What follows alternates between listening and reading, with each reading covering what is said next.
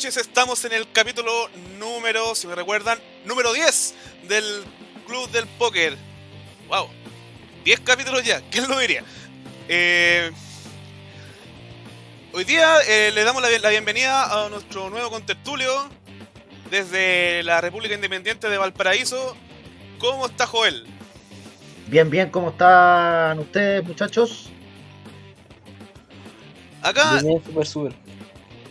deseoso de comentar la Muy fecha. bien, Hace muy bien. una semana bastante álgida, que parte primero que nada con un Colo-Colo que no tiene vuelta. Ya la Gualbertoneta quedó sin asiento, quedó sin ruedas, quedó sin foco. Ya fue Gualbertoneta. No pasó la revisión técnica. No pasó la revisión técnica por ninguna parte y los mecánicos se están agarrando entre ellos. ¿Cómo está, muñeco? Acá estamos una fecha más sufriendo, pero bueno, así es el fútbol. Momento triste, pero contento igual por estar acá con ustedes nuevamente y comentar todo la Premier League chilena. Claro, Premier League chilena que tuvo un partido bisagra en esta fecha. El viejo, para muchos hinchas, de hecho recuerdo que el abuelo de una ex que tuve, hincha acérrimo de Católica, decía que Católica con Colo-Colo no era clásico, que era un partido más nomás, que el verdadero clásico era contra la Chile. Hoy día tuvimos la versión 190, si no me equivoco, del clásico universitario. Le voy a decir clásico porque en realidad Católica fue un entrenamiento donde jugó solo, ¿cierto, Fidel? Sí, no, jugaron como lo hoyo, no hicieron nada, nada. Malísimo el partido, malísimo, nada que decir. Horrible. No sé cuál de todos fue peor. Yo creo que entran todos en la misma categoría de malo. No, el partido fue de verdad de... Si pensaron que la 1 podía ser más decepcionante contra Colo-Colo, deberían haber visto este. Pero también hubo otro clásico en esta fecha, en la... Bueno, acá se llama segunda división, pero si alguien no entiende, es la tercera.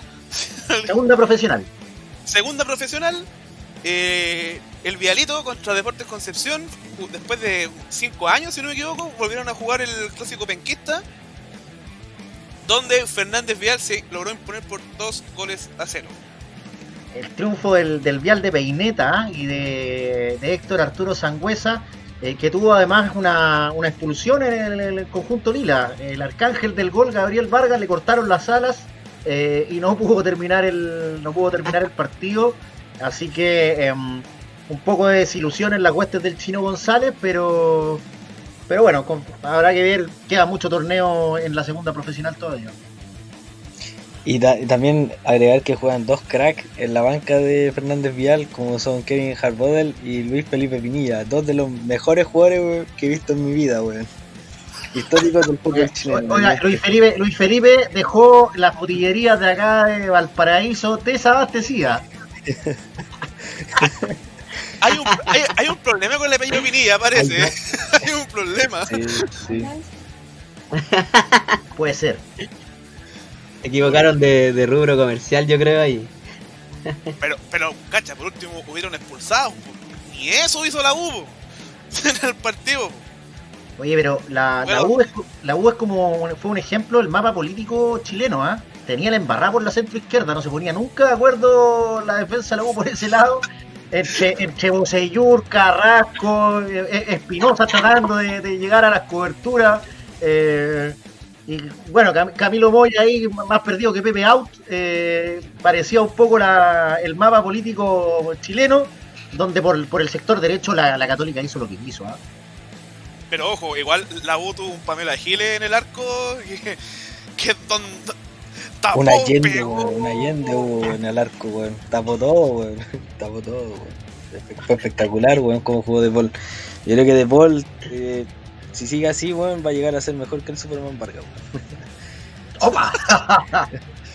Lejos de hacer todos los partidos, weón, yo le voy a hacer una estatua, weón. Pero weón, hubieran sido como 7 goles cagados la risa. Ahí le falta darle un... Fácil, 7 goles, 8, no sé. Le tapa un penal a Chilaver y cerramos. Pero Caputo entendió en algún momento lo que estaba pasando en el partido, ¿no? Porque, o sea, el Chapa fue en salida viniendo desde atrás haciendo diagonal, el Gato Lescano cargándose por el lado, Pinares, o sea, estaba claro dónde estaba el queso del conjunto de Universidad de Chile y creo que todos los que vimos el partido en algún momento era bastante evidente. Lo que no sé es si Caputo no lo vio o la verdad entendió que no tenía cómo nomás y se rindió a lo que fuera.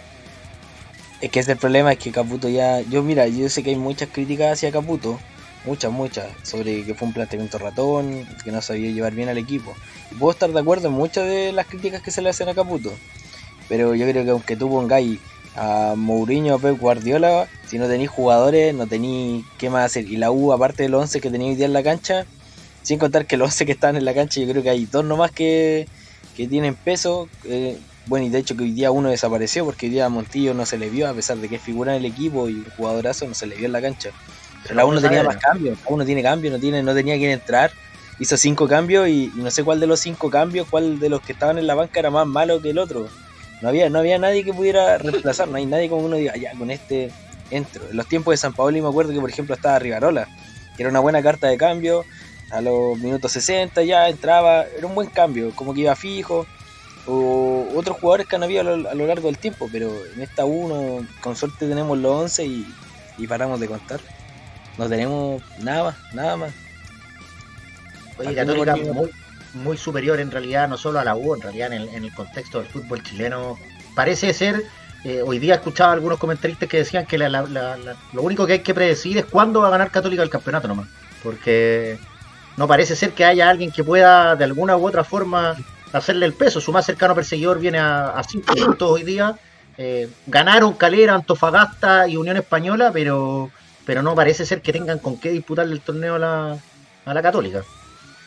Claro, complementando un poco lo que dice Fidel, fíjate los cambios que metió Caputo, a Jimmy Martínez y del Pino Mago, así, para que te hagáis más o menos una idea de cómo está la banca de la Universidad de Chile. Claro, efectivamente que Católica, bueno, lo veníamos diciendo hace mucho ya, de que está como 4 o 7 peldaños más arriba, juega tranquilo, tiene plantel, tiene hasta los juveniles le están tapando hoyo, está tranquilo. Solamente yo creo que el único problema que tiene Católica es que no mete más goles de lo que debería, para que cachan. Hablando de entrenadores, no, yo creo que justo para tu lado iba, muñeco.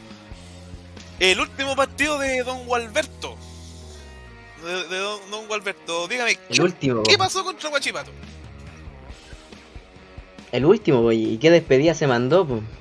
Un equipo que no venía ganando hace 4 fechas, weón, que la fecha pasada había empatado con La Serena y viene al Monumental y gana, weón. Entonces, nada, pues ya un equipo que no tiene identidad, un equipo que no tiene claramente a dónde quiere jugar, qué quiere hacer. Aparte que está repleto de jugadores lesionados, la banca son puros juveniles, entonces no tenemos realmente por dónde ver alguna solución. Si me decís el partido ayer, puta, la única jugada casi clara que se puede decir fue una de Gabriel Costa al minuto 89, que fue viciada de hecho por offside, creo. Y más que nada eso, pues no hay otro, no hay una identidad, no hay un juego. Y se viene, yo creo que aparte que hay que ya que termine luego el campeonato de la Copa Libertadores, por lo menos para el Colo, porque ya es un cacho en este momento. Es un cacho, es un desgaste extra, innecesario, entendiendo la calidad o lo que está jugando Colo Colo ahora. Y no sé, esperemos que con lo que ven ahora supuestamente pueda haber algo, por lo menos una idea de juego, pero está difícil. Yo sinceramente no veo como que Quinteros venga realmente a solucionar los problemas, porque no es solamente como del planteamiento del equipo, sino que tiene que ver con un tema estructural de la institución. Así que no sé qué más que espero este año con Colo Colo. Oye, muñeco, aparte de sufrir, ¿por qué alargar tanto la venida de otro técnico? ¿Por qué dejar tanto rato a Gualberto en ese puesto que siempre ha sido de interinato el paraguayo?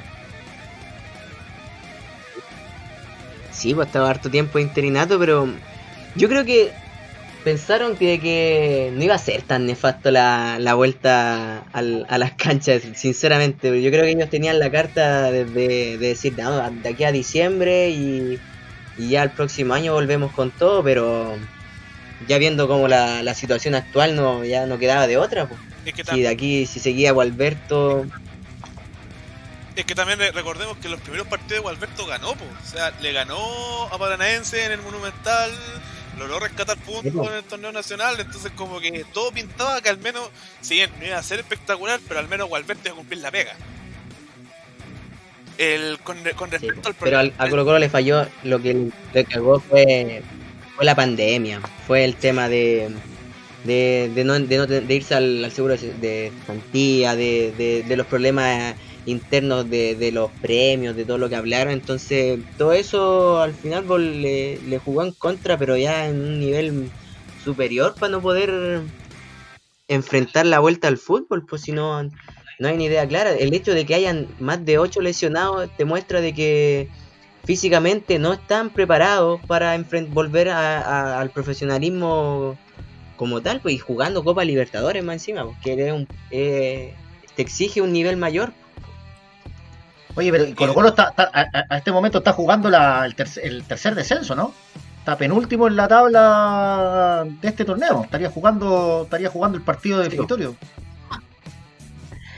Sí, pues, ahí ya estoy comprando la entrada porque de más que para ese tiempo van a habilitar algunas localidades, así que ahí esperemos con Charlie poder estar presente ese día, alentando.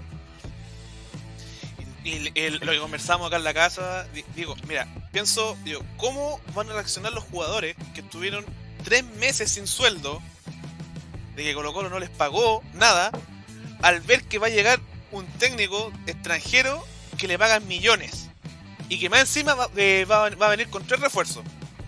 ¿Con qué motivación van a jugar? Sí. Y aparte es la gran tarea ahora, como aparte de Quintero, que si bien salió campeón con la Católica, pero Quintero en la Católica nunca lo pasó mal.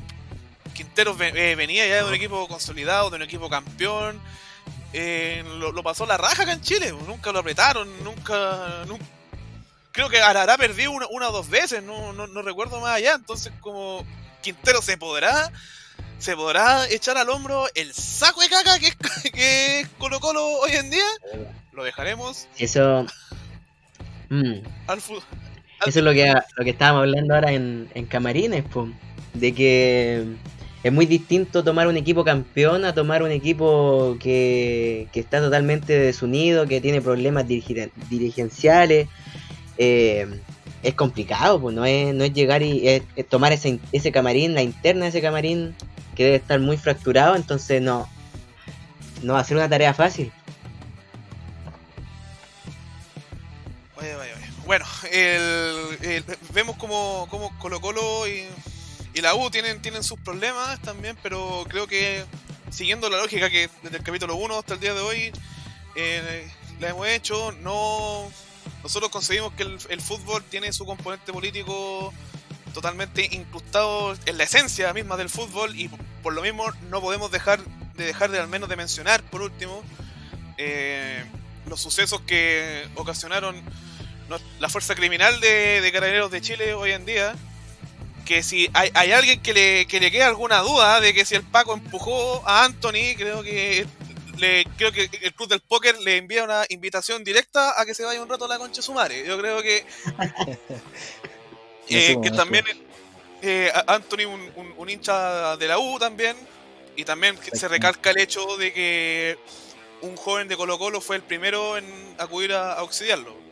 Si bien ya creo que desde el menos del estallido social, sobre todo el logo, perdimos mucho tiempo peleando entre nosotros, somos rivales, pero creo que sobre todo en este mes creo que todos tenemos un enemigo en común. Bastantes somos rivales en la cancha, pero al menos estamos jugando un partido mucho más importante, mucho más decisivo, que al final de cuentas va a ser la dirección hacia dónde va a ir nuestras vidas, nuestro país y hacia dónde nos dirigimos.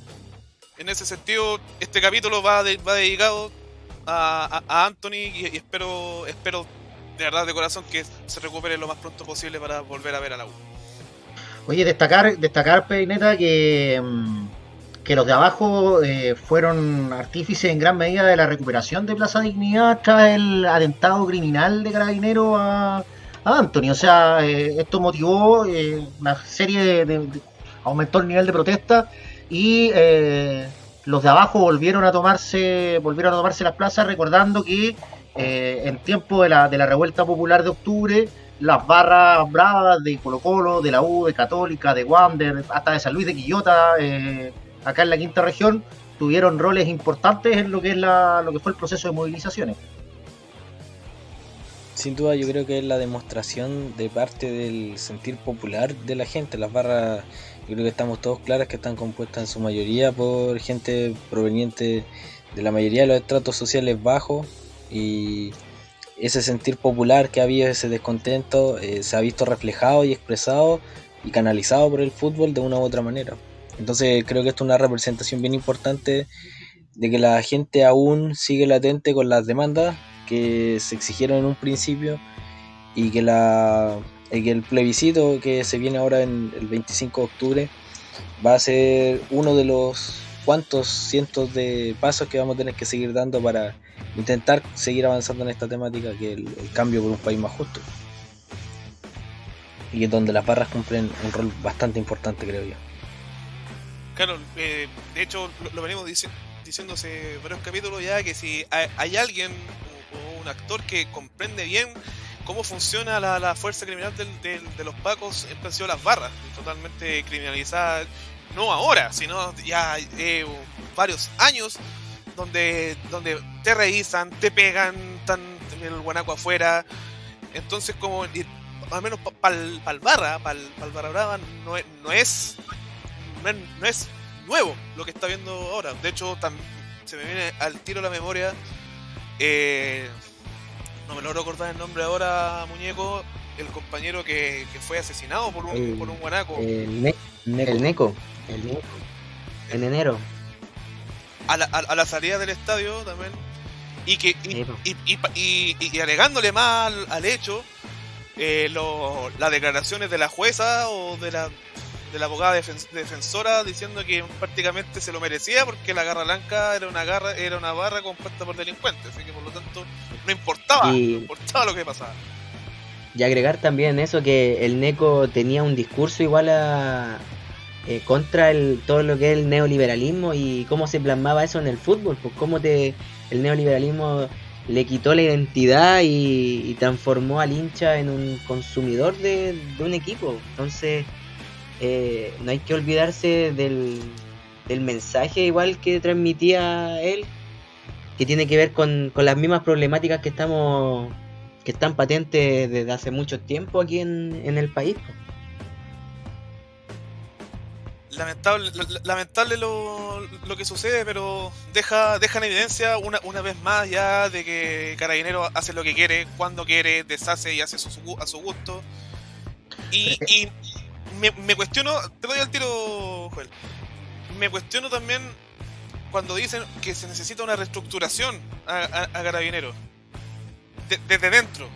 Entonces, como que entendiendo de que ya desde Pinochet ya Carabineros no está siendo controlado por nadie. Entonces, ¿cómo esperan un poco que dentro del mismo estado se logre combatir esto? No, Carabineros tenéis que descabezarlo. O sea, yo creo que lo que es una institución en que tenéis que sacarla o modificarla de raíz. A ver, difícil desde adentro, pero creo que habría que partir por sacar a la alta oficialidad entera, o sea, no te quede prácticamente ni un títere con cabeza con un poco de poder, modificar todo el proceso de formación de Carabineros. Hay un tema ahí, o sea, si cuando no son casos aislados y en el fondo se plantea en la formación de Carabineros que los que ellos combaten es la tesis del enemigo interno, ¿no? Efectivamente el Paco que empuja a Anthony, o el Paco que atropella al Neco, o el Paco que está en los estadios golpeando barristas, él cree que es el bueno de esta historia. Entonces es un tema formativo con los mismos Pacos. Y creo que uno no podría esperar cambios en el corto plazo de Carabineros. O sea, ¿cuántos? 20 años de aquí a que tengamos una policía medianamente decente. Además de abolir esa pelotuda diferencia de clase también que existe al interior de Carabineros. Si digamos que quienes mandan y quienes conducen esta institución de mierda son hueones de clase alta que efectivamente hacen o van a la escuela de oficiales porque pueden pagar la escuela de oficiales y tienen una formación distinta al Paco Raso, ¿cachai? No es el mismo. Entonces, Carabineros es una institución que reproduce todas las lógicas perversas también del neoliberalismo de alguna manera y que es un defensor acérrimo también de ese régimen, pues no queda otra. Entonces, tú podís sacar a Rosa, dale, pero Rosa, ¿a quién vaya a poner? Si esto es como lo que decía el muñeco como con Colo Colo y el técnico, ¿cachai? Sacáis a Gualberto y por más que traigáis a Quintero, la cagada es tan grande que es difícil conducirla. No, y también como que se hace eco también el famoso acusación constitucional también hacia el ministro Pérez. Básicamente, recordemos que Víctor Pérez fue un diputado desde Elwin. Desde que estaba Elwin en el gobierno, él fue diputado, después pasó a la senaturía. Es decir, conoce a medio mundo en el Congreso. Se conoce desde el portero hasta el diputado comunista. Es básicamente cuando a nosotros nos mandaban a exponer en el colegio o la universidad y tus compañeros te ponían la nota. Obviamente te van a poner un 7. Básicamente, es como dejarle a los amigos que lo acusen a él. No va a pasar. Entonces, creo que empecemos a cortarla un poco como con inflar un poco ese tema de la acusación constitucional que en realidad no sirve para nada. No. ¿Perdón? No, que te digo que creo que, o sea, concuerdo contigo, pero creo que eso hay que tenerlo presente de cara al proceso constituyente, porque tenéis un gobierno y unas autoridades que no tenéis como cresta controlarla. ¿Cachai? Desde el punto de vista de la población, pues no tenéis cómo controlar al ministro Pérez. La otra weá que controla son las comisiones investigadoras. Yo le doy un premio al que me nombre una comisión investigadora del Congreso que haya llegado a algo. Una. Te anuncian que vamos a crear la comisión investigadora de no sé qué, weá. Nada, pues weón. Nada. Produce menos que Parragué en Colo Colo. Ya basta, por favor. Estamos dando en el suelo a muñeco, perdona. Hay que aprovechar. Mira, ¿sabes qué, muñeco? Mi tata, si bien es guanderino, pero nosotros tenemos pasado oscuro. El padre de él, mi bisabuelo, socio de Colo Colo. De hecho, todavía tenemos el carnet donde ni siquiera salía el indio en el escudo. Acá en el día de lo antiguo que es. Entonces él se crió viendo a partidos del Colo y me dijo, no he visto un Colo Colo más malo que este. No, si no, difícil encontrar uno, realmente. Así que siéntete privilegiado. Estoy viviendo un momento histórico. Eres parte de la historia. Eres parte de la historia. Usted no sabe, mijito, yo viví el peor Colo Colo de todos los tiempos, mijito. Por allá por el 2020, sí. No, pero insisto, Colo Colo en la B es una imagen que no me la puedo hacer. No me la puedo hacer, perdónenme. A veces realmente puede ser el antídoto, no sé, la cura para un cambio, pero sería muy doloroso, sí. No va a pasar. A veces lo pienso como, no sé, como un River, pero es difícil, pues difícil. Como decía Joel en el capítulo pasado, el tema de la sociedad anónima en Argentina era muy distinto por el poder que tenían los hinchas allá, pues el sentimiento de pertenencia hacia los clubes es muy distinto, que generaron realmente una resistencia a todo ese proceso, y acá en Chile, no sé, pues es muy complicado que pase eso. Entonces, no sé, sería doloroso si veo a Colo Colo en la B, pero a veces lo veo realmente como una cura para todos estos males que está pasando. Oiga, pero la vez romántica.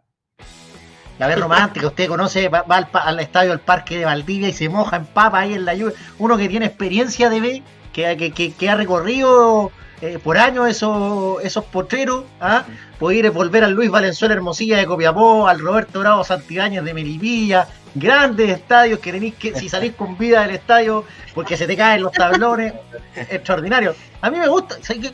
A mí me gusta la B, tiene como un dejo de como un cariño, como que uno quiere el terruño, ¿no es cierto? Se forma ese como un vínculo afectivo. Sí. En la Pintana me clavé un clavo. Dentro de ahí en la galería me pinché con una weá, Menos mal que no fue profundo, si no me he tenido que inyectar la antitetánica, weón. Pero. Queda para la Pero- anécdota. Sí, no, güey. Sí, Ni hablar de la bombonera del Valle de la Concagua ahí en el municipal de San Felipe. Bellísimo estadio, 40 grados de temperatura, 4 de la tarde, un partido contra el Uni jugando en una cancha enana. Tiene su cosa, uno llega a quererla ver, muñecón, tranquilo. esperemos no pasar por esos Esperemos que no pase. estadios. Yo creo que no va a pasar. Lo veo difícil, la verdad. Bien difícil. Imposible, diría yo. Muchachos, caballeros, qué buen tema tocaste sobre River Plate, porque esto nos lleva a la segunda patita de nuestro programa. Que River Plate se ha visto un poco en el ojo del huracán, no por el fútbol, ni siquiera por fútbol sudamericano, sino por un conflicto internacional que se está dando en el Cáucaso. Preguntará nuestros auditores qué cresta tiene que ver lo que está pasando con Armenia y Azerbaiyán con River Plate. Recordemos, vamos a mostrar más adelante un poco más en el tema, que Argentina tiene una colonia bastante extensa, yo creo que más de 200.000 personas descendientes armenios. De hecho, hay un equipo de fútbol que está jugando en la primera B nacional, Deportivo Armenio, se llama. Que ahí estaba nuestro querido Jorge Luna, estuvo jugando... no sé B cómo Nacional, creo que es la B Metropolitana, ¿no? B Metropolitana, sí, tiene razón. Y River Plate, si usted tiene una polera en la casa nueva, lo está auspiciando Turkish Airlines. Airlines. Y Joel, cuéntame, ¿qué pasó ahí? ¿Por qué los armenios están dándole duro a River Plate? Perdona. Me tiraron el pase que paviando. Le están dando duro porque efectivamente hay una línea, como decías tú, la Turkish, la línea turca. Airlines. Y Turquía apoya efectivamente a Azerbaiyán. Azerbaiyán, que bueno, ahí se han pasado la pelota en este periodo de quién empezó, es como dos hermanos peleando, ¿no? Que este empezó, que los armenios empezaron, pero en definitiva hay un conflicto armado y efectivamente le pusieron problemas ya a River Plate. En todo caso, no es la única consecuencia que ha tenido en el fútbol, ¿ah? Usted sabe que el capitán de la selección armenia lo llamaron al ejército. Guerra. Sí. Efectivamente. No. Sí, el capitán de Haroyan es el apellido. Acogió el llamado y se va a la guerra el capitán de la selección armenia. De hecho, también creo que muchos por primera vez oyeron el país Armenia y Azerbaiyán con el conflicto que tuvo el delantero del Arsenal de ese entonces, Mkhitaryan, si no me equivoco, lo pronuncié bien, cuando tuvo que jugar la final de la Europa League contra el Chelsea, pero la final era en Bakú, la capital de Azerbaiyán, y Mkhitaryan, de ese entonces goleador del Arsenal, no fue por el conflicto contra Azerbaiyán. Fidel, ¿me podría explicar básicamente por qué se están agarrando Sí, Armenia con Azerbaiyán? este tema viene de hace muchísimos años atrás. Viene de un conflicto incluso desde los tiempos de Stalin. Incluso Stalin intentó darle una solución a este problema. Es básicamente porque hay un territorio que actualmente pertenece a la delimitación territorial de Azerbaiyán, pero su mayor componente en cuanto a la población del sector son armenios. Entonces es un territorio que ha sido históricamente reclamado por Armenia, pero que en base a los tratados y a las delimitaciones que se han hecho, siempre ha quedado para el lado de Azerbaiyán.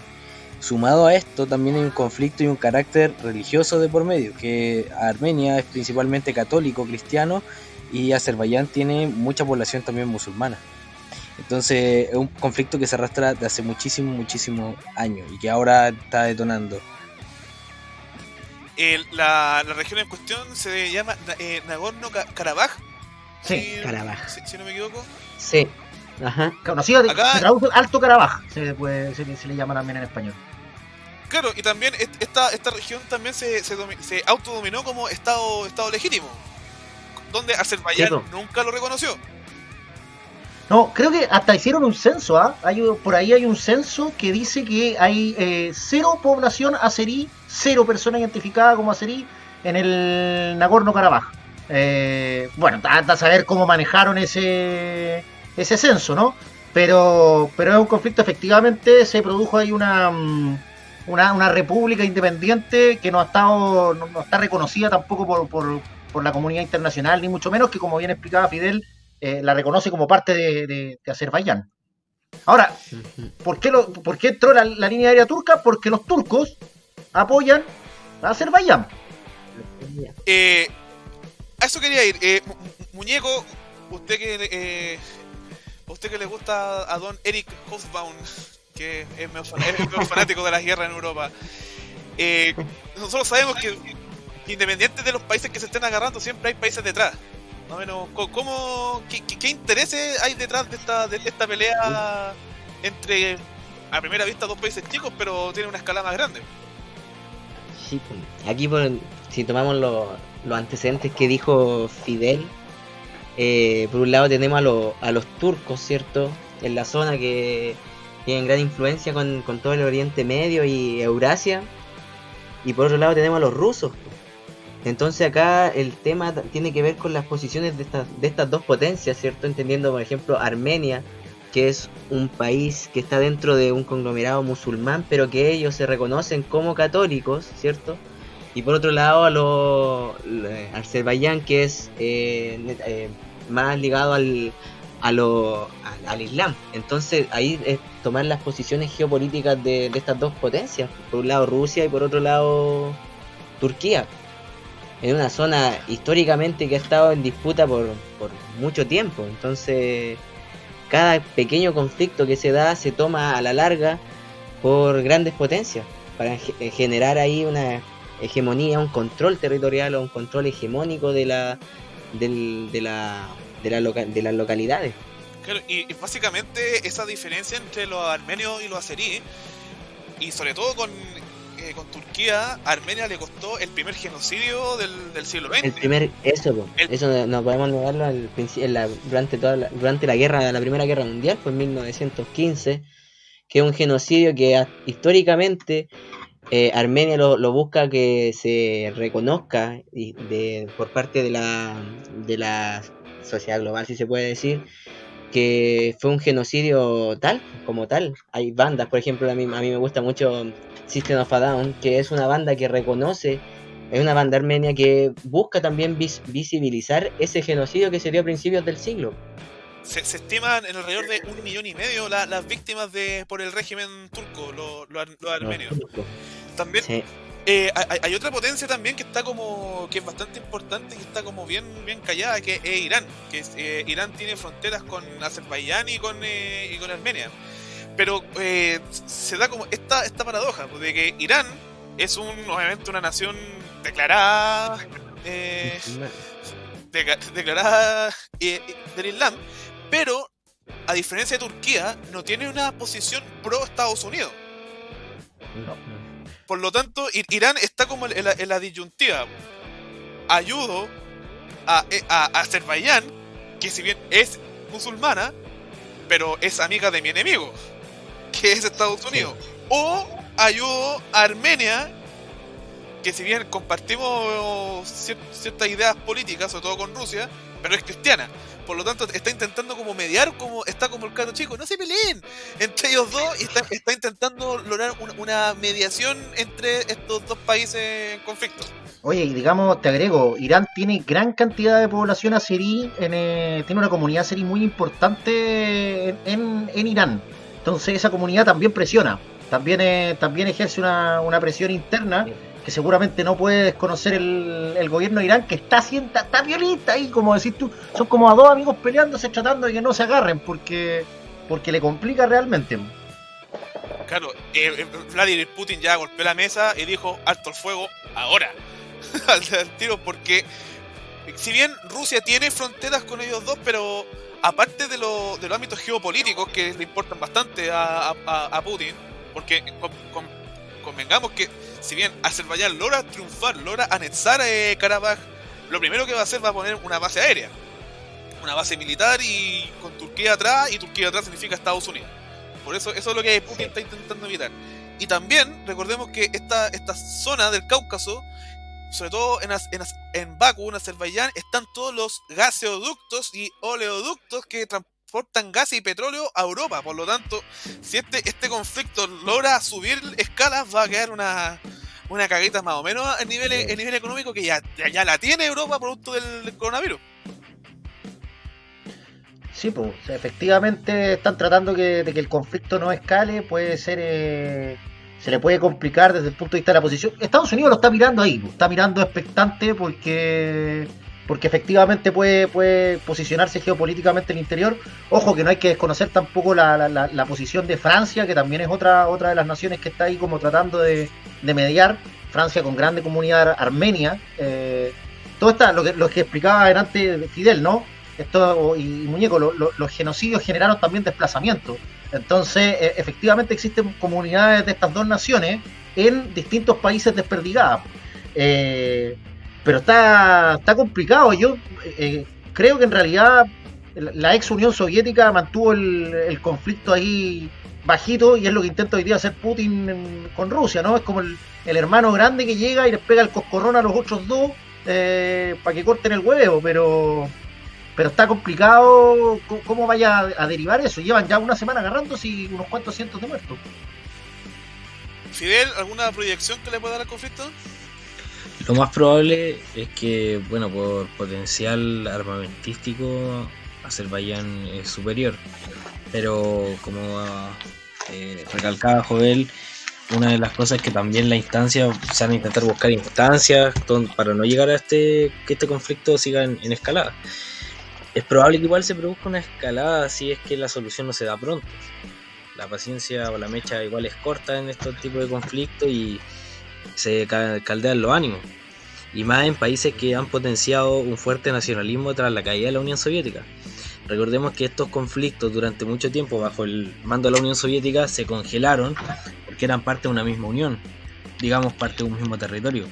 Pero cuando cae el bloque soviético y comienzan de nuevo las delimitaciones territoriales, los países se independizan, quedan completamente aislados unos de otros, vuelven a revivir estos conflictos y se instaura un sentimiento muy nacionalista en todas estas naciones.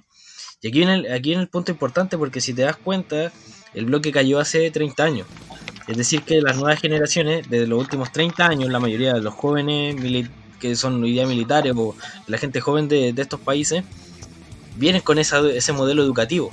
Un modelo educativo que le enseña cómo a sobreponer la patria, y esto lleva a ejemplos como que el capitán de la selección de fútbol decida ir a defender a su país por una causa. Por lo que si es por parte de la gente joven y no se da otorga una solución, una mediación, yo creo que por parte de Rusia en el corto plazo, lo más probable es que termine en un conflicto, principalmente porque la población va a exigirlo de una u otra manera, defender el país. Oye, espérate, además de hecho creo que ya el gobierno del Nagorno-Karabaj ha reconocido que Azerbaiyán ya tomó algunas posiciones, ¿ah? O sea que efectivamente, porque hay toda una guerra comunicacional también con versiones contradictorias de que todos dicen que van ganando, es así. Pero el gobierno de Karabaj, del Alto Karabaj o de Nagorno-Karabaj, reconoció ya que Azerbaiyán logró tomar algunas posiciones dentro de ese territorio principalmente montañoso, y así que hasta aquí 1-0 para los azeríes en el conflicto armado. Claro, sí. Tiene una ventaja. Bueno, esperemos que no siga en escalada, porque al fin y al cabo todos sabemos que en cualquier conflicto bélico, sea cual sea, los que terminan pagando por lo general es la población civil. Y eso nunca va a ser positivo, obviamente, desde nuestra visión, creo yo. Tomándome lo que dice Fidel, que con todo esto, después de que cayó el bloque soviético y todos estos conflictos entre, ya si bien comunidades, étnicos, religiosos, etcétera, acá entra el fútbol, po. Acá entra nuestra actividad, que básicamente la pregunta es cómo se logra dar el fútbol entre bombas, entre una guerra. O sea, ¿qué rol puede calzar el fútbol, el deporte dentro de una guerra? Muñeco, si te dijera que en 1991 Colo-Colo estuvo jugando un partido que se llamaba la Copa Intercontinental en ese tiempo, hoy lo que se conoce como el Mundial de Clubes, que la perdió Por boleta. por boleta 3-0. Sí, igual que el equipo de azul hoy día. Que ese partido fue la antesala de un genocidio de 600.000 personas en Bosnia. Sí, pues. Lo mismo que por lo que estaba diciendo Fidel, pues. Que muchas naciones que se independizaron post caída de la Unión Soviética empezaron a generar conflictos limítrofes o conflictos étnicos. En eso está el claro ejemplo de lo que era Serbia y Croacia, que llevó a una masacre, la guerra de los Balcanes, ¿cierto? Que llevó a una masacre por parte de los serbios a los países limítrofes de su alrededor, por cierto. Entonces, ese es solamente un ejemplo. De hecho, una vez haciendo zapping, Claudio Borgi, que jugó esa Copa Intercontinental, como que la contó y después como que se arrepintió de contarla, así como que después tiró la piedra y después dijo como, chucha, parece que no tenía que contar esto. Que en ese entonces lo entrenaba Mirko Josic, entrenaba a Colo-Colo en 91, Mirko Josic croata, y la Copa la enfrentó contra el ganador de ese entonces Europa League se llamaba, ¿no? La Copa Europa, que era la antesala a la Champions. Y en el camarín, antes de salir, se encontró Josic con el entrenador de la Estrella Roja del Belgrado, que era serbio. Estoy buscando el nombre en este minuto, que es medio enredado, no me puedo acordar.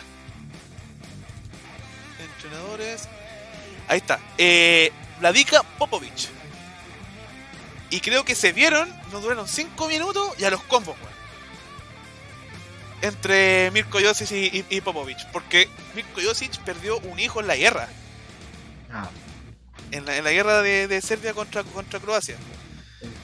Está documentado, por eso te hacía la alusión que después del partido, que Estrella Roja, de hecho, Estrella Roja tenía un equipazo. ¿No estaba Procinecki ahí, Robert Procinecki? Exacto. Era toda la base de la entonces Yugoslavia que salió campeona del Mundial Sub-20 acá en Chile. Está el antecedente de que después de ese partido, los soldados, los milicianos serbios estaban tan contentos que raja de curado salieron a disparar en un pueblito que se llama Srebrenica, cerca de Bosnia, y mataron como a 1000 hueones de un paraguaso. Por lo tanto, acá estamos en una situación bastante particular, porque acá el fútbol, el equipo, el Estrella Roja, alcanza una importancia bastante fundamental para entender el conflicto. Porque no tan solo por la motivación que tenían los soldados, sino porque está documentado en un trabajo que hice yo con Charlie. En un trabajo que recomiendas que leamos. Que recomiendo que lo lean. O sea, si quieren saber más, me escriben, no tengo ningún problema. Que las milicias serbias estaban compuestas por la barra brava de la Estrella Roja. Entendiendo al líder de la barra era un capitán de estas milicias. Es como si ahora estalláramos en una guerra civil, ¿cachai? Y Pancho Malo y la anarquía fueran capitanes, weón, del ejército. Pero tú sabes que eso se repitió después en otro lado. Eso, o sea, a ver, dos cosas que decir al respecto. Una, que como antecedente anterior incluso al partido de Colo-Colo con Estrella Roja, está el partido de Estrella Roja con Partizan con el Dinamo de Zagreb el año 90, donde efectivamente los ánimos se caldearon y terminaron agarrándose y generándose disturbios entre ambas hinchadas, disturbios que eran absolutamente por un conflicto nacional, no tenía que ver propiamente con el fútbol. Pero lo que tú estás hablando se repite después en la tragedia de Puerto Said en Egipto, en el contexto de la primavera árabe, donde se enfrentan el Al-Masri y el Al-Ali. El Al-Ali, su barra, habían participado activamente dentro de la revuelta social que desencadenó en el fondo la caída de Mubarak, mientras que la barra del Al-Masri era partidaria de Mubarak.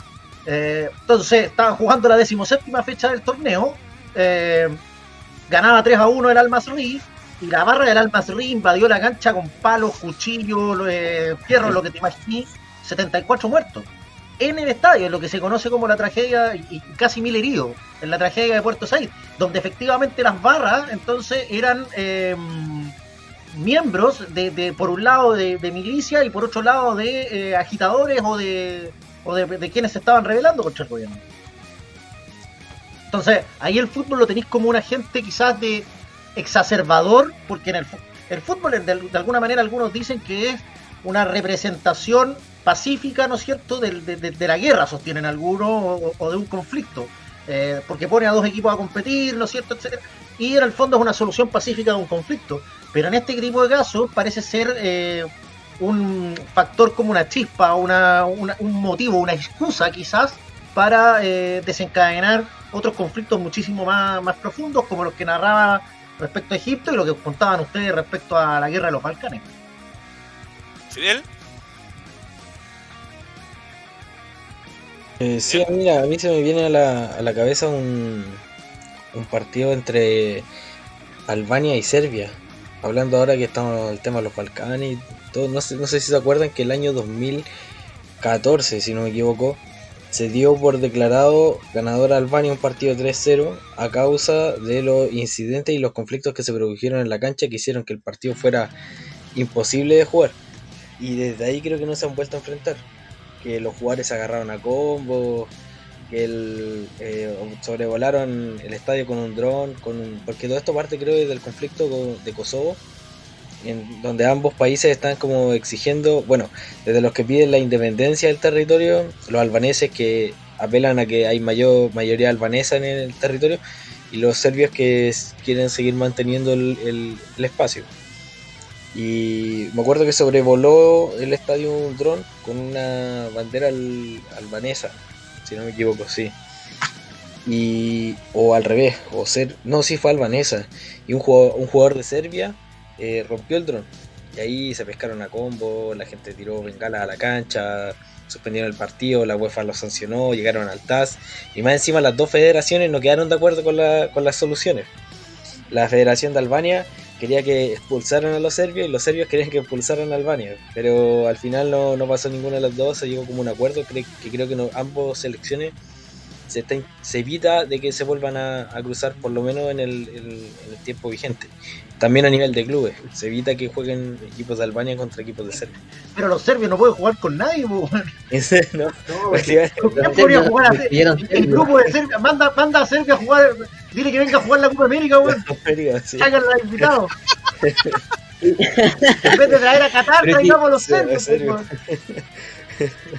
Pero si uno ve Serbia no solamente en el fútbol, sino también, por ejemplo, en el tenis, pues también ha pasado con Djokovic últimamente también, que en un torneo, no me acuerdo, fue el año pasado, antepasado, que también fue bien tenso en un partido que tuvo con un croata, creo que estuvo. Con Silic. No me acuerdo bien. En Silic.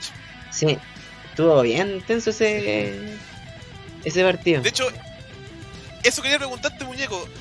El fútbol es una mecha corta, es el napalm que a veces como que explota los conflictos que están atrás. Sí, totalmente. Yo, por ejemplo, estaba pensando que siento que es como uno de los símbolos, siempre el de Argentina con Inglaterra. Y lo veo desde la perspectiva de la figura de Maradona, porque todos hablamos ya Maradona como un ícono del fútbol, ¿cierto? Uno de los más grandes de la historia, pero el partido que lo consagra a la historia es el partido que hacen en México 86 contra los ingleses, pues, entendiendo el contexto post-guerra de las Malvinas, ¿cierto? Y donde hace los dos goles más históricos, los más simbólicos de su carrera, por la mano de Dios, y posteriormente el gol más lindo de todos los mundiales. Pero tiene ese trasfondo político, yo siento en todo momento, de le ganamos a los ingleses, que después se da nuevamente en el 98, ¿cierto? Y hace resaltar también ese sentimiento nacionalista, pero también lleva a Maradona a otro umbral. Yo una vez yo una vez escuché un poema de un argentino que decía que lo importante no era que Argentina ganara ese partido, porque si lo ganaba, Argentina no le iban a devolver las Malvinas, no le iba a devolver a los muertos que habían tenido en la guerra, sino que el problema era si Argentina perdía ese partido. No era un partido que había que ganar, sino era un partido que no había que perder, porque ya habían perdido las Malvinas, y perder en tu deporte, por el cual tu población, todo tu país está vuelto loco, que es el fútbol, son todos amantes del fútbol, que vengan y te ganen y te eliminen en un mundial, habría sido una humillación ya moral, que ya no... Sí. Que sabéis que siento yo que el triunfo de los argentinos contra los ingleses y los 2 goles de Maradona tienen una connotación especial porque además, a ver, los argentinos sienten que se les vinieron a meter los ingleses y que les quitaron las Malvinas para tenerlas como Falkland, ¿no? Pero después los argentinos van y le ganan a Inglaterra en el juego que ellos inventaron. O sea, el fútbol es el juego que inventaron los ingleses. Entonces voy yo a tu territorio, ¿no es cierto?, a tu juego, y te gano de las 2 formas posibles. Primero te meto pillería, ¿no es cierto? Te meto la cachaña, te robo, te afano, ¿no es cierto?, con la mano de Dios, pero para que no quede en duda, me paso a todo tu equipo y te demuestro que igual soy mejor que tú, ¿cachai? O sea, te cago de las 2 formas, te gano, o sea, victoria completa, ¿cachai? Entonces siento que un poco eso es como lo que trasciende dentro de la épica de ese equipo argentino que finalmente es más recordado por ahí, como decía Muñeco, el partido consagratorio es el partido contra Inglaterra, a pesar de que después contra Bélgica Maradona hace un partidazo, y contra Alemania es la consagración, el 3-2, el campeonato, pero el que queda, el partido que queda para la historia, agrégale además como componente el relato de Víctor Hugo Morales, de fondo, una cuestión extraordinaria.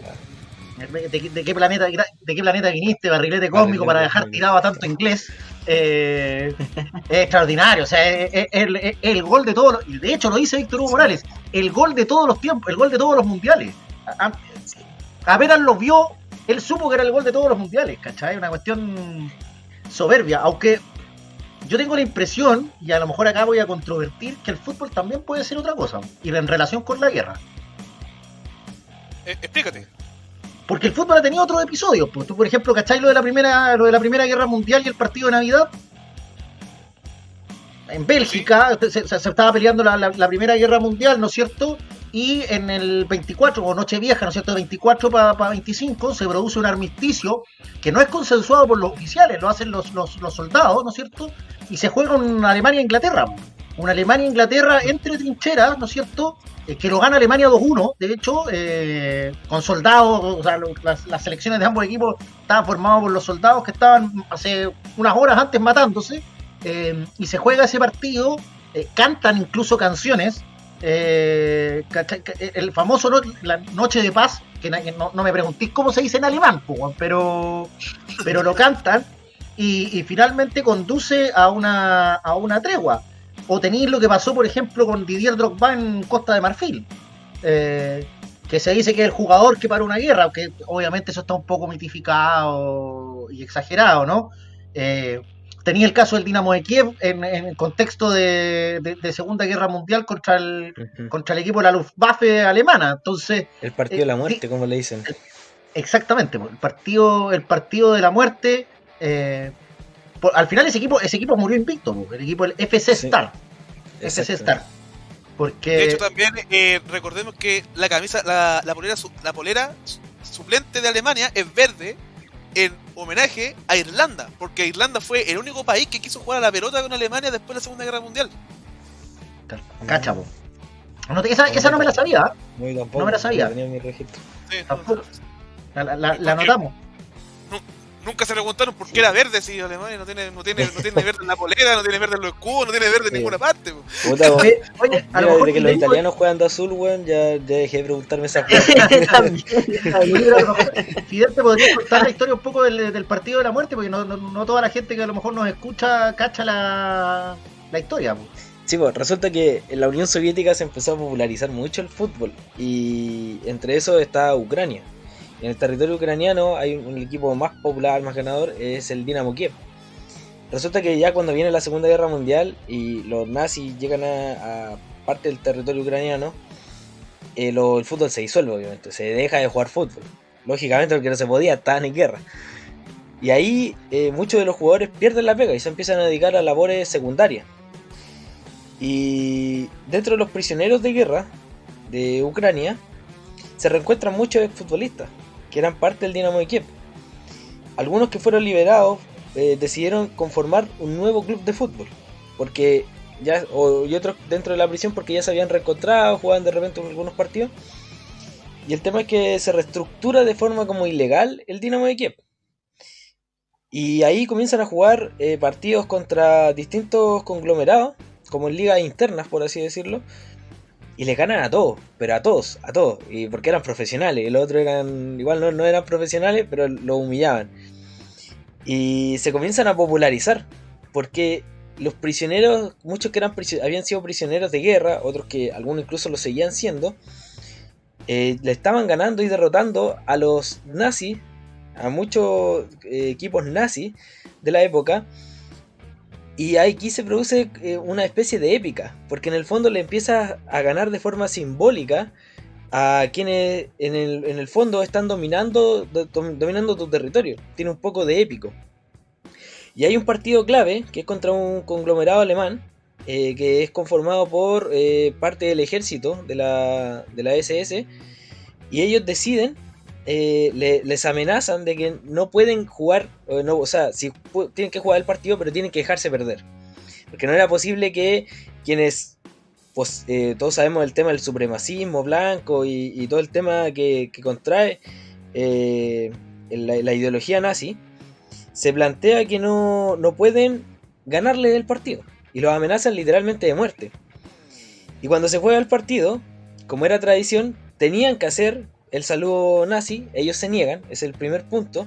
Y el segundo es que les ganan el partido. Les volaron la raja a los alemanes. Fue una boleta. Y a raíz de esa humillación, los deciden matar a todos. Los fusilan, los mandan a campos de concentración y mueren. Pero hay un dato curioso que es muy, muy chocante, que es que creo que uno de los jugadores, no me acuerdo cuál, en vez de hacer el saludo nazi, hace el saludo con el puño en alto, que era clásico como de la Unión Soviética y de la resistencia frente a los nazis.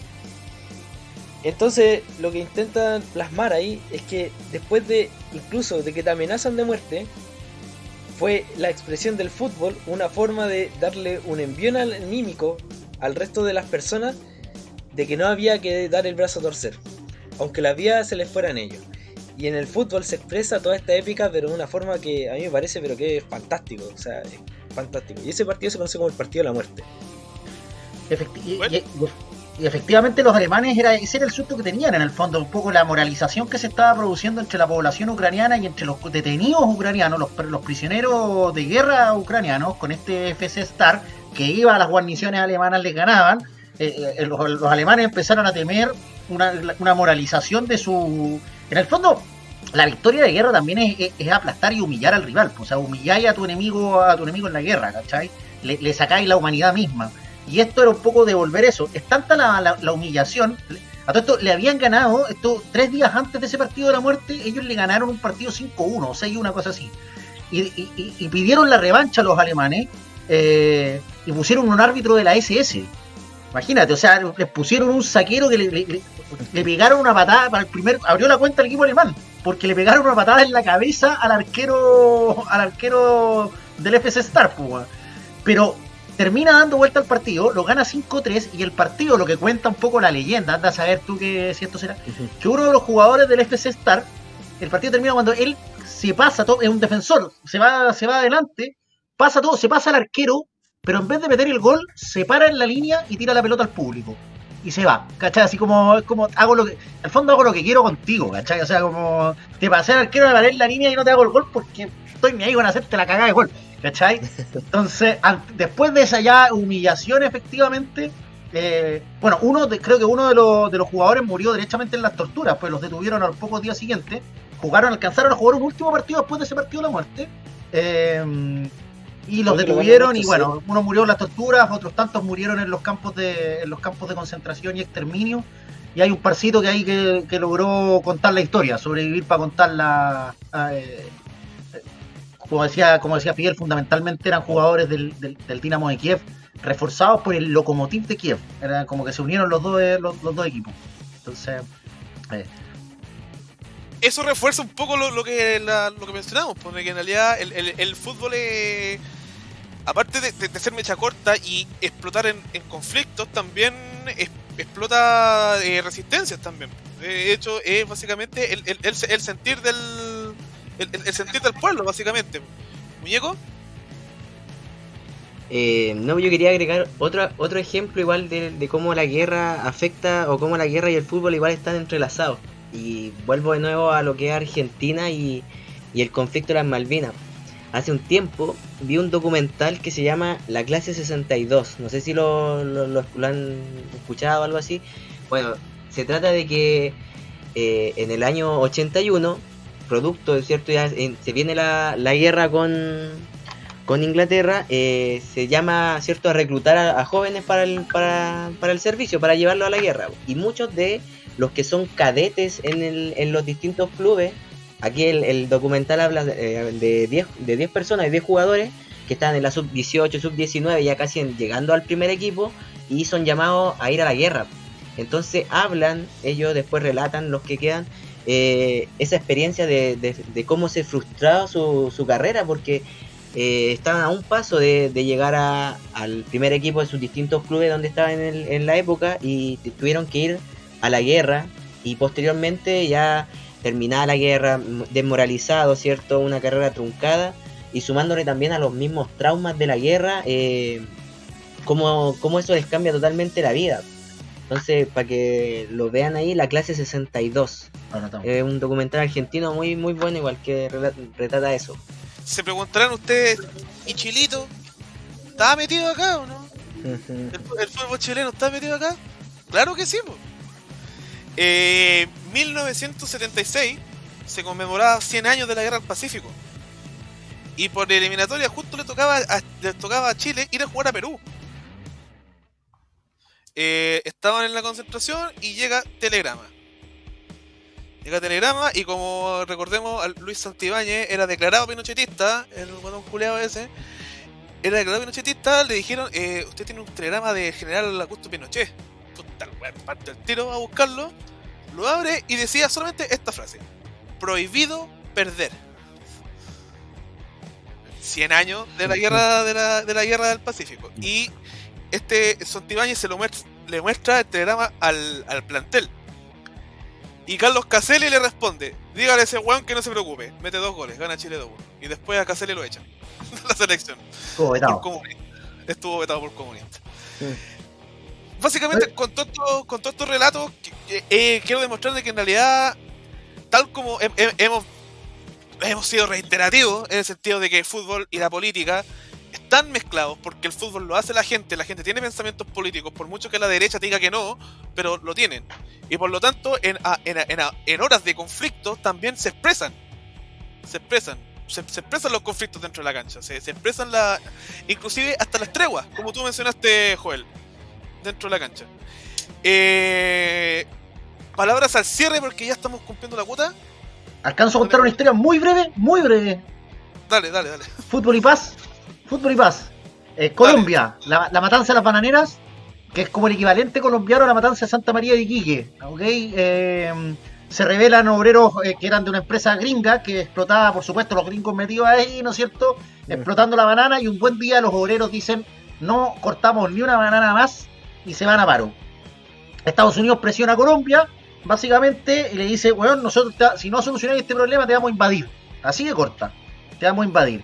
¿Y qué hace el ejército colombiano? Masacra, fusila, dispara, ¿no es cierto?, contra los obreros, matando una cantidad que no está muy determinada. Aparece esta historia también en 100 años de soledad. En 100 años de soledad se habla de 3.000 muertos, pero Gabriel García Márquez ha reconocido que es parte del realismo mágico y que agrandó, por supuesto, la cifra.